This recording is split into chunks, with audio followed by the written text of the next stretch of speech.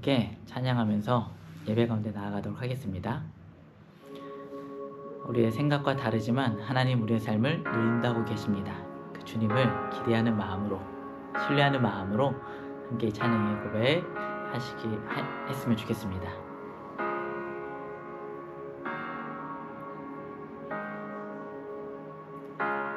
주님 내 길 아시네.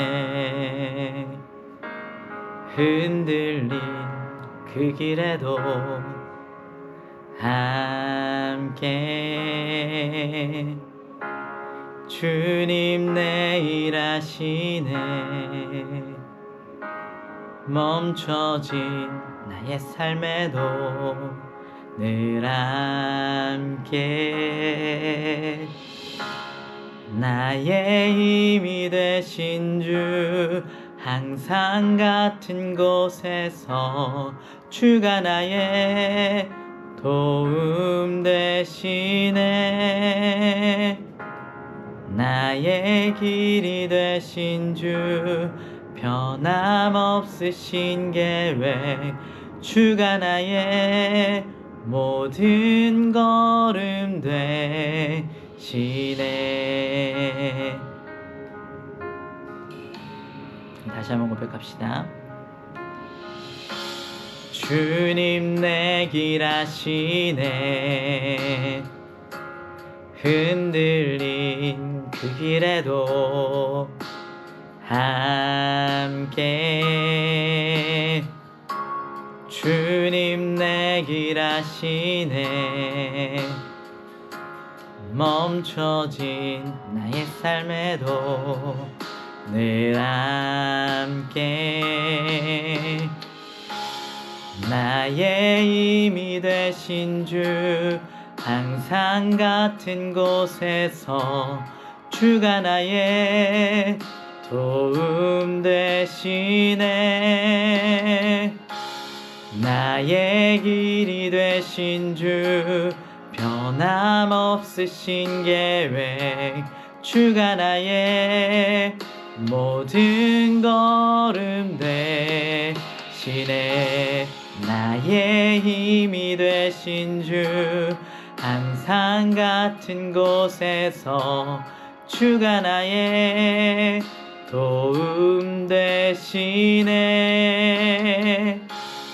나의 길이 되신 주, 변함없으신 계획, 주가 나의 모든 걸음 되시네. 주님 우리의 모든 걸음 되십니다. 주님만을 기대하고 주님 가신 그 길을 믿음으로 함께 동역하며 나아가기를 소망합니다.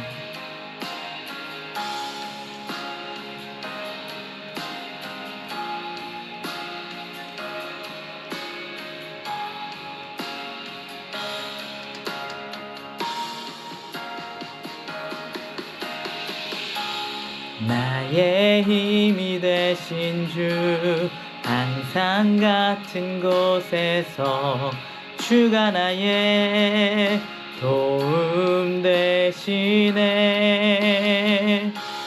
나의 길이 되신 주, 변함없으신 계획, 주가 나의 모든 걸음 되시네. 나의 힘이 되신 주, 항상 같은 곳에서 주가 나의 도움 되시네. 나의 길이 되신 주, 변함없으신 계획, 주가 나의 모든 걸음 되시네. 나의 힘이 되신 주, 항상 같은 곳에서 주가 나의 도움 되시네. 나의 길이 되신 주, 변함없으신 계획, 주가 나의 모든 걸음 되시네. 우리 주님만 따라갑시다. 아멘. 할렐루야. 우리 다 같이 사도신경으로 3월 19일 수요일을 시작하겠습니다. 전능하사 천지를 만드신 하나님 아버지를 내가 믿사오며 그 외아들 우리 주 예수 그리스도를 믿사오니 이는 성령으로 잉태하사 동정녀 마리아에게 나시고 본디오 빌라도에게 고난을 받으사 십자가에 못 박혀 죽으시고 장사한 지 사흘 만에 죽은 자 가운데서 다시 살아나시며 하늘에 오르사 전능하신 하나님 우편에 앉아 계시다가 거기로부터 산자와 죽은 자를 심판하러 오시리라. 성령을 믿사오며 거룩한 공교회와 성도가 서로 교통하는 것과 죄를 사하여 주시는 것과 몸이 다시 사는 것과 영원히 사는 것을 믿사옵나이다. 아멘. 할렐루야. 여기는 이집트 카이로입니다. 네, 많은 분들이 걱정해 주셨는데 일단 저희는 잘 지내고 있습니다. 이집트에 계시는 선생님께서 좋은 것들 많이 보여주시고 또 많은 좋은 이야기들 들려주시면서 나름대로 의미 있고 또 즐거운 시간들을 보내고 있습니다. 그래도 빨리 사역지로 돌아가야 하니까요. 여러분들 계속해서 기도해 주시기를 부탁드리겠습니다. 네, 오늘은 창세기 16장 1절에서 16절 그리고 21장 8절에서 21절 말씀으로 믿음의 조상 하갈이라는 제목으로 함께 말씀 나누어 보려고 합니다. 네, 제목을 제가 잘못 말한 게 아니고요. 믿음의 조상, 오늘은 하갈이라는 여인에 대해서 함께 살펴보려고 합니다. 창세기 16장은요. 이렇게 시작을 합니다. 아브라함의 아내 사레는 출산하지 못하였고 그에게 한 여종이 있으니 애굽 사람이요 이름은 하갈이라. 사레가 아브라함에게 이르되 여호와께서 내 출산을 허락하지 아니하셨으니 원하건대 내 여종에게 들어가라. 내가 혹 그로 말미암아 자녀를 얻을까 하노라 하매 아브라함이 사레의 말을 들으니라. 아브라함의 아내 사레가 그 여종 애굽 사람 하갈을 데려다가 그 남편 아내에게 첩으로 준 때는 아브라함이 가나안 땅에 거주한 지 10년 후였더라. 네, 이 창세기 16장 그리고 21장의 내용은 사실 누가 주인인가에 대한 내용입니다. 이 16장은 아브라함의 아내 사레라는 말로 시작을 하는데요. 그 말은 무엇이냐면 아브라함에게 허락되어진 아내가 사레다. 아브라함에게 주어질 약속의 자녀는 사레를 통해서 낳을 아들이다 라는 것을 의미하고 있는데 사레는 그것을 기다리지 못합니다. 이미 가나안 땅으로 향한 지 아브라함이 하나님의 말씀을 듣고 하란 땅을 떠난 지 10년이라는 시간이 지나면서 아브라함의 마음에도 불안한 마음이 들었지만 같은 비전을 품고 살아가던 사레의 마음 가운데에도 불안한 마음이 들었습니다. 그래서 그것을 어떻게 이루어 볼까 하는 자기 마음속에 자기의 생각과 자기의 방법들이 들어오기 시작한 것이죠. 어쩌면 하나님의 방법을 기다리는 것보다 주인 되신 하나님의 말씀을 듣는 것보다 하나님 주신 그 명령, 하나님 주신 그 소망, 하나님 주신 그 비전을 이루는 것이 그 삶의 중심이 되어버려서 주객이 전도된 모습으로 그 하나님을 따라가는 하나님의 인도하시는 길들을 살아가려고 하는 그런 모습이 보이는 것 같습니다. 사레는 아들이라는 어떤 목표를 이루기 위해서 자기의 생각과 방법을 이렇게 주장하려고 하고 아브라함은 그것을 아주 수동적으로 동조합니다. 그리고 자신의 것으로 여겼던 하갈을 취하여서 아브라함에게 건네어 주고 아브라함은 그것을 받아들이죠. 이 구조가 창세기 3장의 아담과 하와 그 선악과 사건과 매우 흡사한 모습을 보여주고 있습니다. 이것은 하나님께서 원하시는 모습이 아니라는 것이죠. 이미 하나님의 비전을 품고 하란을 떠난 지 10년이 지났기 때문에 이 10년이라는 시간 동안 이 두 사람의 마음은 아주 새까맣게 탔을 것입니다. 우리가 10년이라는 시간 동안 고생을 다 하고 일이 다 해결됐어요.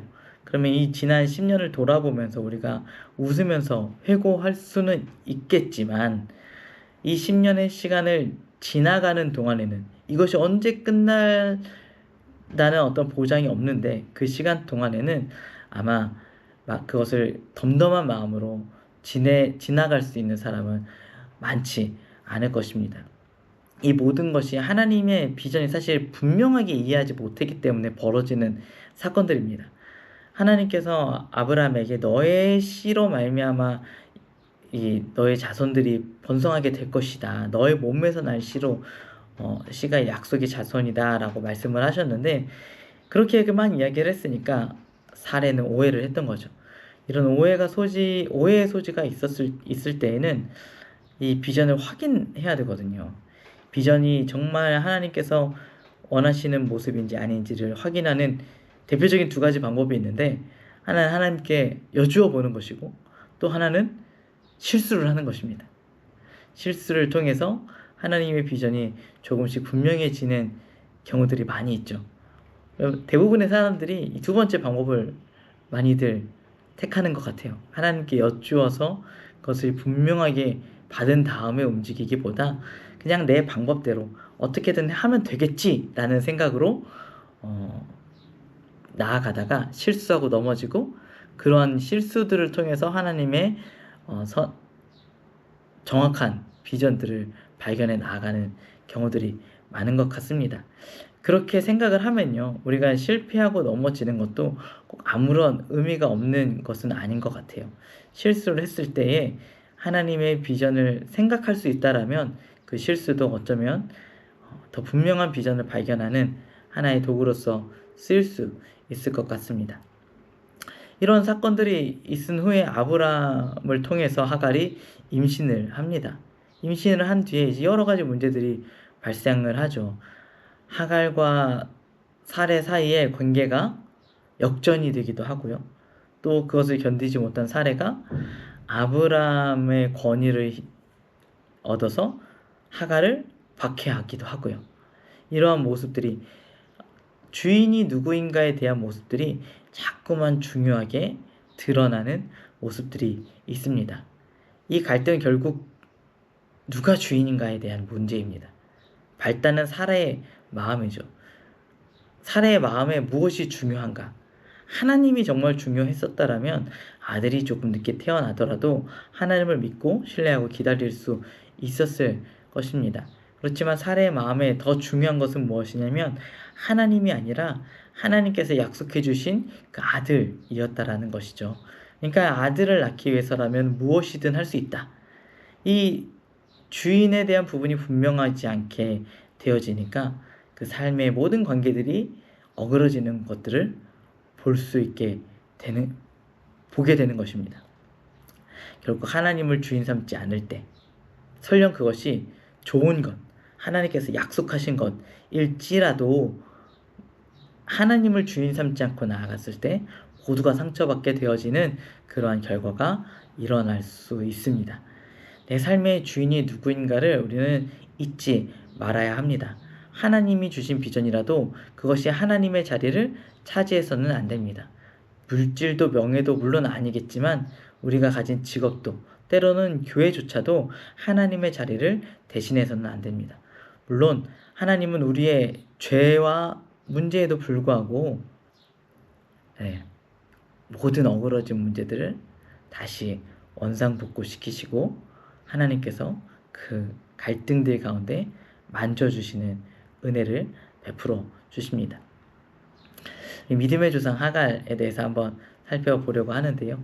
아브라함은 가정의 평화를 위해서일까요? 아니면은 사랑하는 사레의 마음을 달래주기 위해서일까요? 어쨌든 그 이유는 정확하게 알 수 없지만 사레가 미워하는 그렇지만 자신의 아이를 임신한 하갈의 처우를 맡깁니다. 사레는 하갈을 박해하죠. 핍박합니다. 그리고 하갈은 결국 그 사레의 핍박을 견디다 못해서 아브라함의 집을 떠나 광야로 도망을 갑니다. 아브라함이 사레에게 이르되 당신의 여종은 당신의 수중에 있으니 당신의 눈에 좋을 대로 그에게 행하라 하매 사레가 하갈을 학대하였더니 하갈이 사레 앞에서 도망하였더라. 하갈이 이렇게 막 도망을 갑니다. 그 박해가 보통 평범했었던 것이 아닌 것 같아요. 아이를 임신한 몸으로 광야로 도망간다는 건 정말 목숨을 거는 일인데 그렇게 목숨을 걸어야 할 만큼 많은 핍박을 받았던 것 같습니다. 광야로 도망가서 그 도망간 자리에서 하나님이 이 하갈을 만나 주시는데요. 이 하나님이 하갈을 만나 주신 그 장소가 광야의 샘곁 곧 술길이라고 하는데요. 이곳은 이 경로를 살펴보면 애굽으로 돌아가는 길이에요. 하갈은 이제 아브라함의 집에서 도망가서 자신의 고향인 애굽으로 도망치고 있는 것입니다. 근데 하나님께서 하갈을 만나셔서 너 도망가지 말고 너의 여주인에게 돌아가라 이렇게 이야기를 합니다. 근데 그냥 말씀하시는 게 아니고요. 내 씨를 크게 번성하여 그 수가 많아 셀 수 없게 하리라 라는 놀라운 축복을 함께 주십니다. 이 말씀을 잘 생각해 보면요. 하나님께서 아브라함에게 주신 말씀과 매우 흡사해요. 민족의 조상을 삼아 주시겠다라고 하나님께서 약속해 주시는 겁니다. 또 그 다음 절에는 이런 내용이 나오는데 여호와의 사자가 또 그에게 이르되 내가 임신하였은즉 아들을 낳으리니 그 이름을 이스마엘이라 하라. 이는 여호와께서 내 고통을 들으셨음이니라. 이거 뭡니까? 이거 수태고지입니다. 수태고지. 성경의 수태고지를 받은 인물이 몇 명 되지 않습니다. 예수님, 삼손 몇 명 되지 않는데요. 이 수태고지를 받아요. 성경에서 수태고지를 받은 최초의 인물이 바로 이 하갈입니다. 성경에서 하나님의 축복의 말씀을 들은 최초의 여인도 하갈입니다. 그리고 이어서 하나님의 이름을 이 하갈이 지어줘요. 나를 살피시는 하나님. 하갈은요, 원래 어떤 여인이냐면요, 언약 밖에 있었던 여인입니다.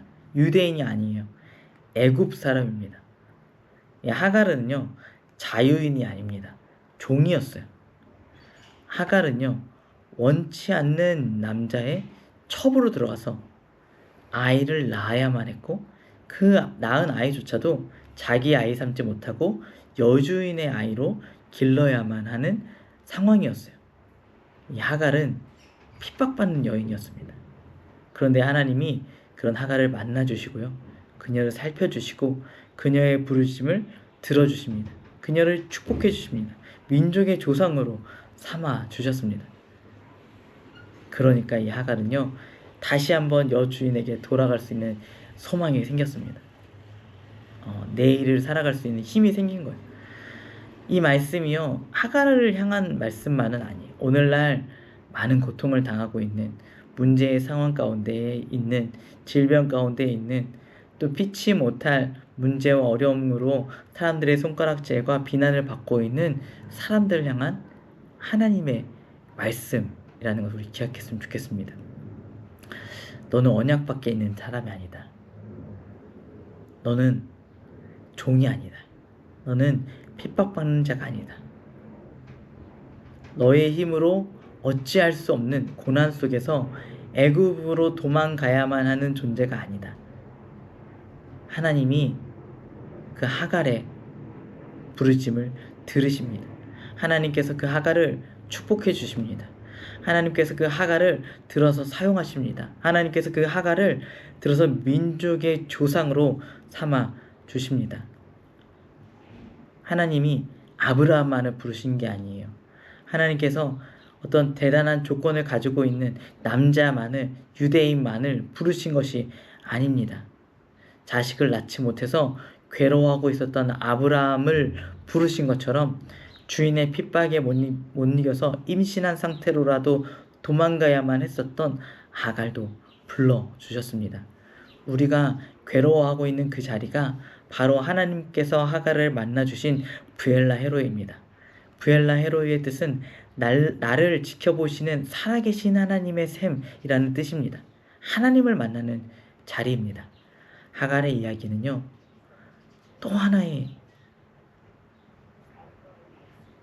하갈의 이야기는 또 하나의 중요한 의미를 담고 있는데, 그것은 바로 이스라엘 백성들의 출애굽을 예표하는 사건이라는 것입니다.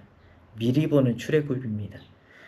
하갈은 사레에게 돌아가서 다시 한번 그 사레의 권위에 충성을 합니다. 순종을 합니다. 그리고 하갈의 하나님이 되시면서 사레와 하갈의 종과 주인의 관계가 회복이 되어지죠. 누가 주인인가를 잘 따라가다 보면 어그러진 관계들이 회복되어집니다. 그렇지만 아직 모든 게 회복되어진 건 아니에요. 시간이 흘러서요, 많은 것이 변했습니다. 아브라함은 아브라함이 되었고 사라는 사레가 되었습니다. 이삭이 태어났고요. 하갈의 아이 이스마엘은 최소 15년, 16년 이상 15살, 16살이 넘는 이제 건장한 다 큰 청소년, 어쩌면 청년이 되었을 것입니다. 이스마엘은 그동안 아브라함의 상속자로 살다가 이삭이 태어난 다음부터 찬밥 신세가 되었어요. 그동안 자기가 누려왔었던 모든 것들을 잃어버릴 수 있다라는 어떤 그런 위기감을 느꼈을 수도 있었습니다. 그래서 이 잔치 자리에서 이스마엘이 이삭에게 어떤 행동을 했는데 그게 사라의 눈에 들어왔던 것 같아요.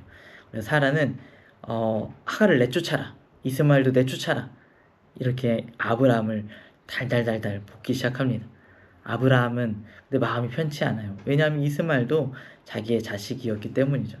하나님께 기도하는데 하나님께서 이스마엘을 내보내라고 이야기하십니다.